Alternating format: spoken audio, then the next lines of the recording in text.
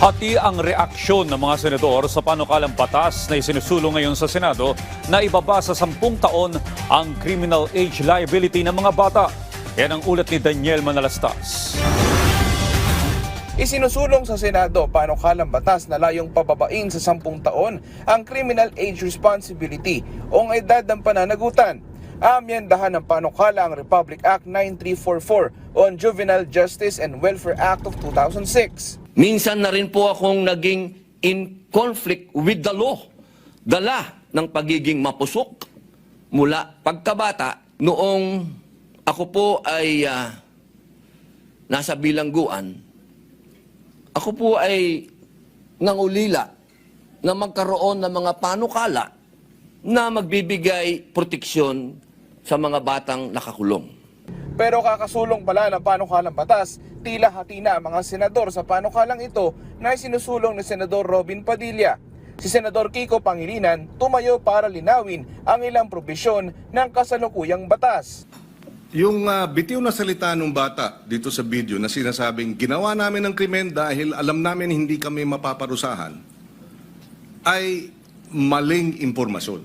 At yung mga edad 16, 15, oo, menor de edad, pero maliwanag sa batas na maaari silang litisin bilang mga nasa hustong gulang na kapag napatunayan na meron silang discernment. Ito'y madaling sabihin, parusahan yung bata, ginagamit ng mga sindikato. Bakit hindi habulin yung mga sindikato? Kasi mas madaling parusahan yung bata. Si Senador Raffy Tulfo naman may mga natatanggap na sumbong sa mga ganitong insidente na nadadawit daw ang mga bata na minsan daw ay sinasangkala ng edad para makalusot sa paggawa ng krimen. Ang daming beses na po ng mga insidente na yung mga minor de edad ang lalakas ng loob, gumawa ng krimen dahil alam nila wala silang pananagutan at sasalbahin ng batas. Si Senador Erwin Tulfo naman na dating DSWD Secretary naniniwalang tama ang paggawa ng kasalukuyang batas. Pero ang problema, nung pinasaraw ito, tila hindi pa nakahanda ang Pilipinas. Ilan po ba ang ating mga rehabilitation centers, juvenile facilities? 11 lamang po. Pag may nahuli pong non-rape, ang gagawin po ng pulis, huhulihin. Hindi po alam ng pulis kung saan ilalagay ang bata.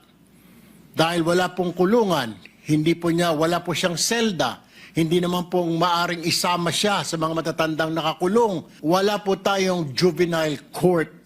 Kaya hindi po matatry ang bata o malilitis dahil wala po tayong korte. Inaasahang mahaba pa ang talakayan ng panukala ni Padilla sa Senado. Daniel Manalastas para sa Pambansang TV sa Bagong Pilipinas.